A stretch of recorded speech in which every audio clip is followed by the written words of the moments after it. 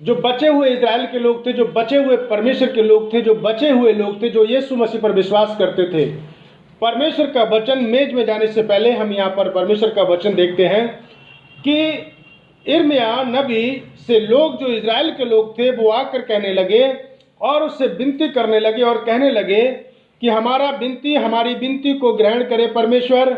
अपने परमेश्वर यहोवा से हमारे लिए प्रार्थना कर कि जो हम बचे हुए लोग हैं, हमारी प्रार्थनाओं को परमेश्वर सुने। और जो हम थोड़े लोग हैं, जो गिनती में हम कम लोग हैं, तू परमेश्वर से हमारे लिए प्रार्थना कर। और उन्होंने पश्चाताप करके पहली बात इजराइल के लोगों ने परमेश्वर के दास यिर्मयाह के सामने कहा। और वो क्या बात कहा कि तेरा परमेश्वर यहोवा हमें बताए कि हम किस मार्ग पर चलें। हम लोग क्यों यहाँ पर बैठे हुए हैं? हम लोग क्यों परमेश्वर के भवन में आए हुए हैं? हम लोग क्यों आराधना करने के लिए आए हुए हैं? हम लोग क्यों अपने घरों से निकल कर आकर परमेश्वर के मेज के सामने आए हैं? सिर्फ यही बात तो जानने आए हैं, हाँ या ना? हम यही तो सुनने आए हैं कि तेरा परमेश्वर, हमारा परमेश्वर यहोवा हमें बताए कि परमेश्वर वो प्रभु हमें बताए कि हमें किस मार्ग पे चलना है, हमें कौन से मार्ग पे चलना है, हमें किस इच्छा से चलना है। ये चीज जानने के लिए हम बचपन से अपने बच्चों को ये शिक्षा देते आते हैं कि बेटा ये काम गलत है, ये तो मत करो, ये काम गलत है, ये तो मत करो, केवल सही काम करना है, सच बोलना है, झूठ नहीं बोलना है। हम एक संसारिक पिता होने के नाते, संसारिक माता पिता होने के नाते हम अपने बच्चों को कौन सी शिक्षा देते हैं? कोई अपने माँ बाप को बच्चों को गलत शिक्षा देता है? कोई उनको बोलता है बेटा जाओ चोरी करो, डकैती करो, गलत करो, काम करो? मुझे नहीं लगता कि कोई संसार में रहने वाला माँ बाप अपने बच्चों को ये शिक्षा देता होगा। फिर हमारा परमेश्वर यहोवा जो सनातन काल का प्रभु है, जो अनंत काल का प्रभु है, वो हमें गलत शिक्षा नहीं दे सकता। विश्वास करते हैं परमेश्वर हमारा। इसलिए इजराइल के लोग यिर्मयाह नबी के पास आए और यिर्मयाह नबी से कहने लगे कि हम जो लोग गिनती में थोड़े बचे हैं, जो लोग हम कम लोग हैं, अब तो हम अपने परमेश्वर से प्रार्थना कर कि वो हमें बताए कि हमें किन मार्गों पे चलना है, हमें किस मार्ग पे चलना है। परमेश्वर यहोवा हमसे बात करना चाहता है। तब परमेश्वर के दास ने, यिर्मयाह ने कहा, 42 अध्याय यिर्मयाह 42 उसके 4 वचन में लिखा है कि तब यिर्मयाह नबी ने उनसे कहा, मैंने तुम्हारी सुन ली है, देखो मैं तुम्हारे वचनों के अनुसार तुम्हारे लिए यहोवा से प्रार्थना करूंगा और ऐसा होगा कि वो समस्त संदेश जो यहोवा तुम्हें उत्तर के रूप में देगा वो मैं तुम्हें बता दूंगा। आज परमेश्वर के दास चर्च में खड़े होकर प्रचार के रूप में, संदेश के रूप में परमेश्वर के वो ही वचन अपने लोगों को बोलते हैं कि जो परमेश्वर का पवित्र आत्मा उनको प्रेरित करता है। और परमेश्वर का आत्मा उन्हें बताता है कि तुम्हें किस मार्गों पर चलना है, तुम्हें किस रीति से परमेश्वर के भवन में चलना है, किस रीति से अपने व्यक्तिगत जीवन में चलना है। और यिर्मयाह कहता है कि मैं तुम्हें एक एक वही बात बता दूंगा जो परमेश्वर मुझे बताएगा, जो तुम्हारे विषय में बोलने के लिए परमेश्वर मुझसे बात करेगा, वो बात मैं तुम्हें बता दूंगा। और यिर्मयाह यहाँ पर कहता है, तब उन्होंने यिर्मयाह से कहा, यदि हम उस समस्त वचन के अनुसार ना करें जैसे यहोवा परमेश्वर तेरे द्वारा हमें पहुंचाए, तो यहोवा हमारे विरुद्ध सच्चा और विश्वास योग्य और धर्मी ठहरे, विश्वास योग्य साक्षी ठहरे। चाहे वो वचन मनोहर हो या बुरा हो, हम अपने परमेश्वर यहोवा की वाणी सुनेंगे, जिसके पास हम तुझे भेज रहे हैं कि हम अपने परमेश्वर यहोवा की वाणी सुने तो हमारा भला होगा। क्या कहा उन लोगों ने? इजराइल के लोगों ने क्या कहा? यिर्मयाह नबी से कहा कि तू जा और परमेश्वर से बात कर, जो कुछ वो हमारे विषय में कहे हम उन सब वचनों को क्या करेंगे? मानेंगे। क्या हम परमेश्वर के वचन को मानने को तैयार हैं कि जो परमेश्वर आज हमसे बात करे, जो वचन परमेश्वर आज हमसे बात कर रहा है, उन सब वचनों को हम परमेश्वर के सामने मानेंगे, परमेश्वर के मेज के सामने उन सब वचनों को मानेंगे? यदि परमेश्वर का वचन हमें पश्चाताप करने को कहता है तो क्या हम अपने आप को जांच के सच्चा पश्चाताप में लेकर आएंगे? इजराइल के लोग यहाँ पर यिर्मयाह नबी से कहते हैं कि हम एक एक वचन, चाहे वो हमारे लिए अच्छा हो या हमारे लिए बुरा वचन हो, वो हम हर एक वचन को क्या करेंगे? परमेश्वर के मानेंगे। ये कमिटमेंट, ये वायदा यिर्मयाह से परमेश्वर के उन लोगों ने करा कि जो इजराइल के लोग थे, जिन्होंने परमेश्वर की वाचा को सुनने के लिए यिर्मयाह नबी को परमेश्वर के पास भेजा। मसीह में मेरे प्रिय भाई और बहनों, परमेश्वर का वचन कहता है तब यिर्मयाह ने फिर उन लोगों के लिए प्रार्थना की और परमेश्वर का एक एक बात उनको बता दी।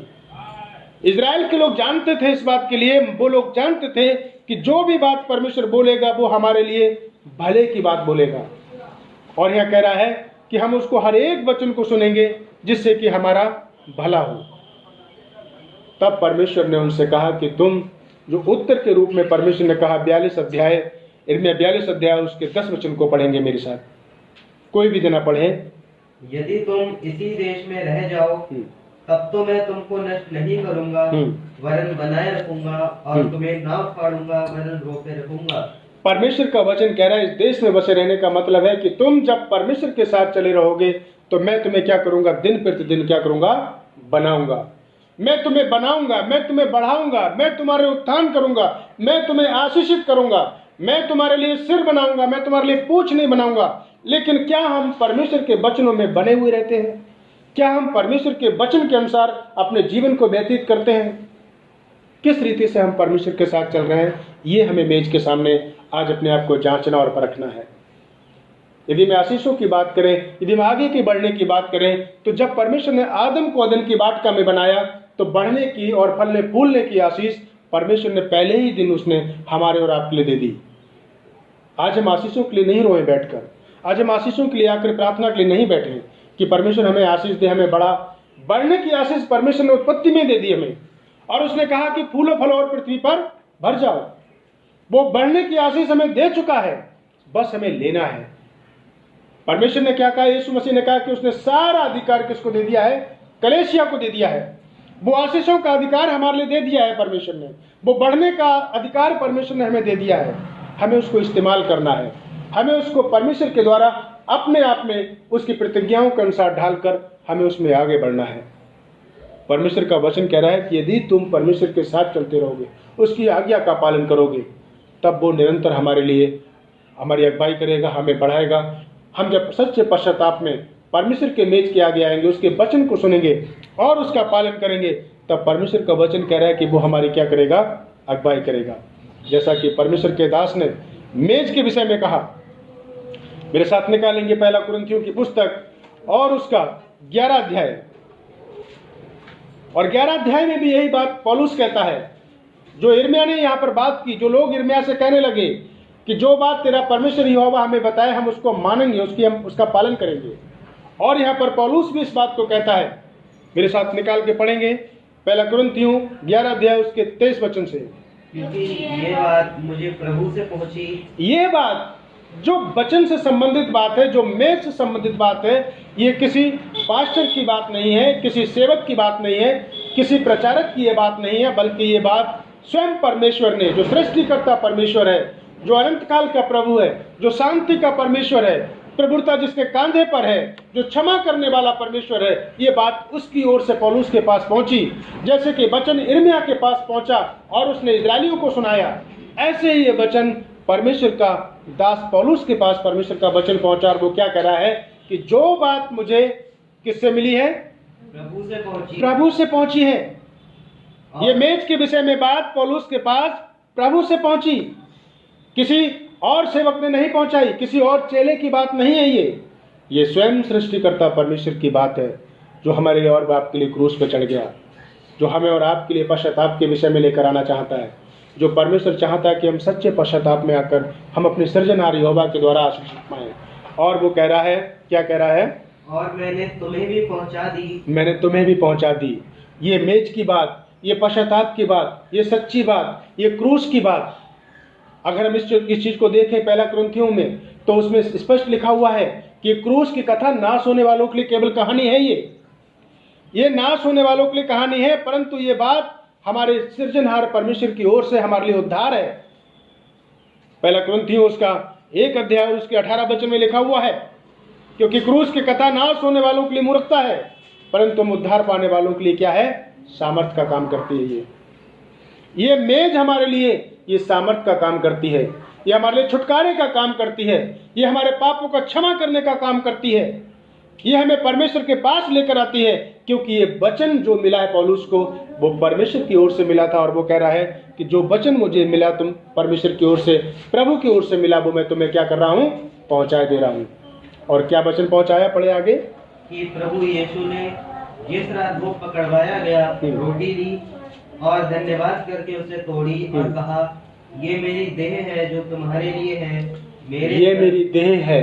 मेरे प्रियजनों, इतने गंभीर विषय है ये कि कौन अपनी देह को तोड़वाएगा दूसरों के लिए, कौन दूसरों के अधर्मों को अपने ऊपर ले लेगा, कौन ऐसा। हमारा पिता भी हमारे अधर्मों को अपने ऊपर लेकर जेल नहीं जाएगा, हमारा भाई भी हमारे पापों के बदले जेल नहीं जाएगा, क्रूस पे नहीं चढ़ेगा, कोई भी सजा नहीं उठाएगा।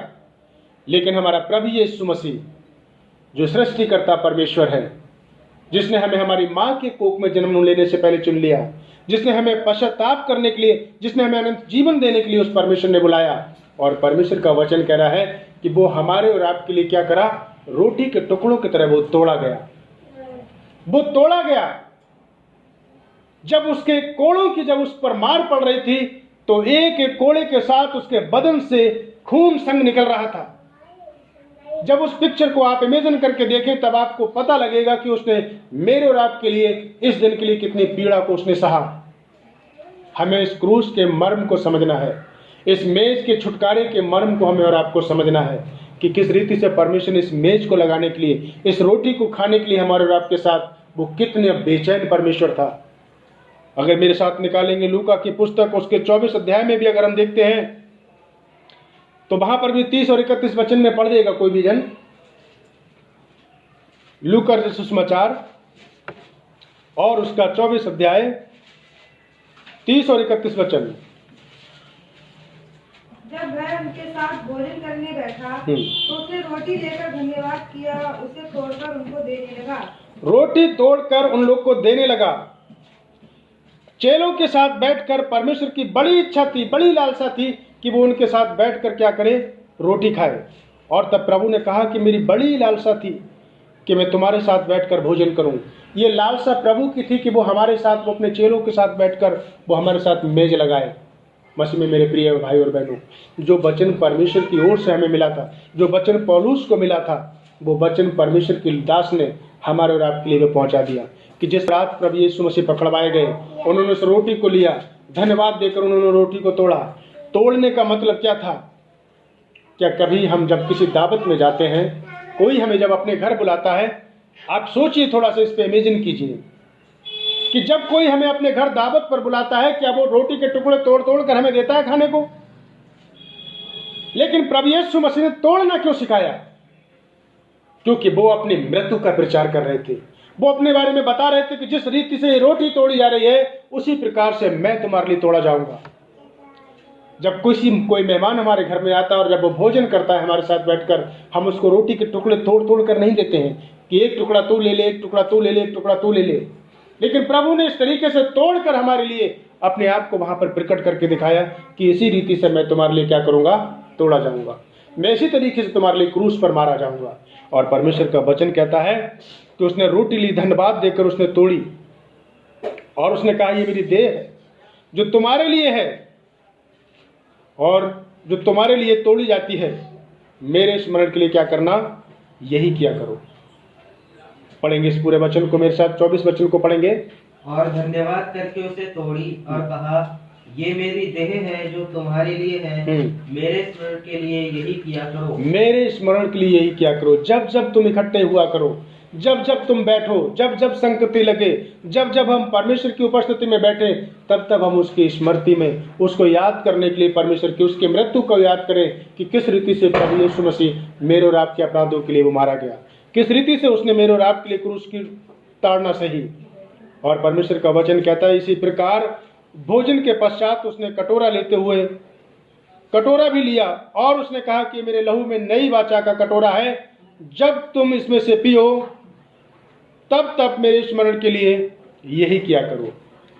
पढ़े इस पूरे वचन के लिए, आगे पढ़ेंगे। इसी रीति से उसने ब्यारी के पीछे कटोरा भी लिया और कहा, ये कटोरा मेरे लहू में नई वाचा है, जब कभी पियो तो मेरे स्मरण के लिए यही किया करो।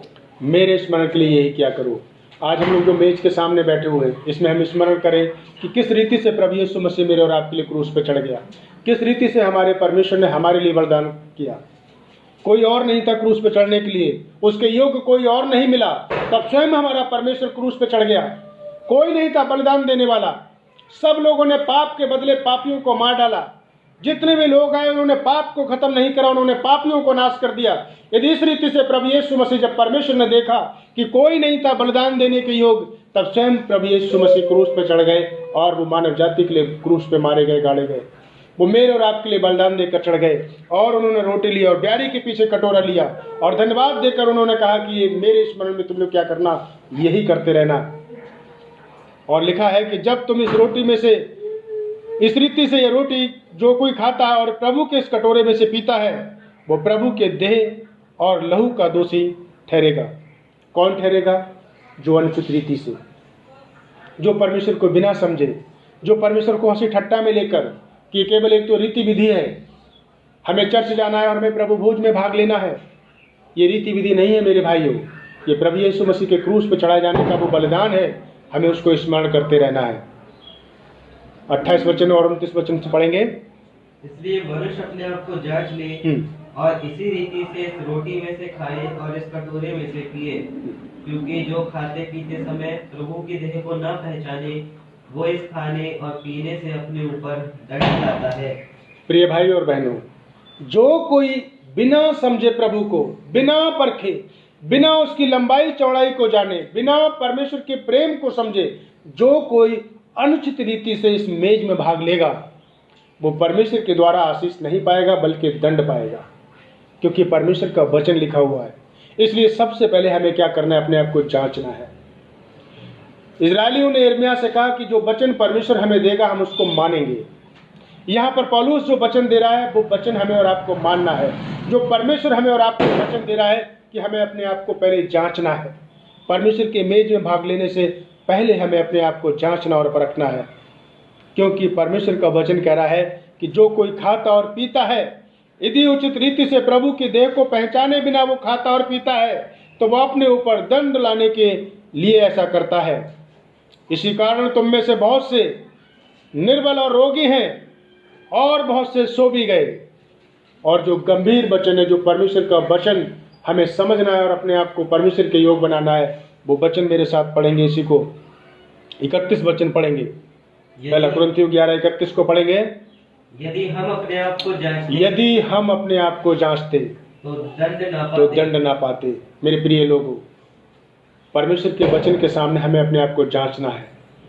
या हम की जगह पर मैं शब्द यूज करूं, यदि मैं अपने आप को जांच लूं ठीक से कि परमेश्वर के मेज में मुझे भाग लेना है या नहीं लेना है, तो मैं दंड नहीं पाता। मुझे अपने आप को जांचना है।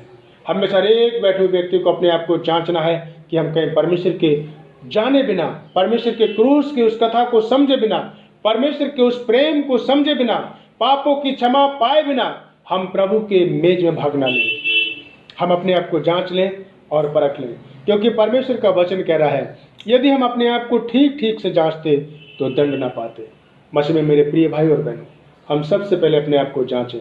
इन वचनों के अनुसार हम अपने आप को जांचें, ताकि परमेश्वर के द्वारा हम दंड ना पाएं, बल्कि उसके मेज में हम जाने से पहले अपने आप को जांच कर और उसकी महिमा का कारण बने, आशीष का कारण बने। जिस प्रकार से इजरायलियों ने यिर्मयाह से कहा कि तेरा परमेश्वर यहोवा जो भी बात हमें बताएगा हम उसको मानने को तैयार होंगे, हम एक एक बात मानेंगे। जैसा उन्होंने कमिटमेंट किया था, वादा किया इजरायलियों ने कि हम परमेश्वर के हर एक वचन को मानेंगे, चाहे वो वचन हमारे लाभ का हो या हानि का हो। आज वही वचन परमेश्वर का हमारे और आपके बीच में है कि परमेश्वर का वचन कह रहा है यदि हम अपने आप को जांचते तो दंड ना पाते। मुझे और हमेशा हर एक के लिए अपने आप को जांचना है और परखना है, ताकि हम उसके द्वारा परमेश्वर की महिमा कर सकें और परमेश्वर की मृत्यु की प्रचार कर सकें, उसकी मृत्यु को समझ सकें कि क्यों प्रभु यीशु मसीह मेरे लिए संसार में आया, मारा गया और गाड़ा गया, और परमेश्वर हमारे बीच में देधारी होकर आया। उसने मेज अपनी यादगार में हमारे बीच में लगाई है। हम परमेश्वर के मेज के सामने अपने आप को जांच लें और परख लें। ये समय परमेश्वर ने हमें दिया है अपने आप को जांचने और परखने का। हमें से प्रत्येक अपने आप को जांच ले और परख ले। परमेश्वर इन वचनों के द्वारा हम में से हर एक को समझने का मन दे और पश्चाताप करने का आत्मा दे, ताकि जो वचन परमेश्वर ने हमारे लिए दिया है उसके द्वारा हम में से हर एक व्यक्ति अपने आप को जांचे और परखे और परमेश्वर के मेज के योग्य बनाए, ताकि हम उसके मेज में भाग लेने वाले बन सकें। प्रभु इन वचनों के द्वारा हम सबको आशीष दे।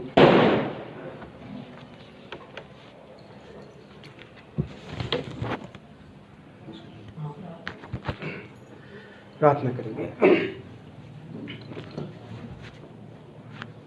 प्रार्थना में चलते हैं। धन्यवाद हो प्यारे प्रभु जी।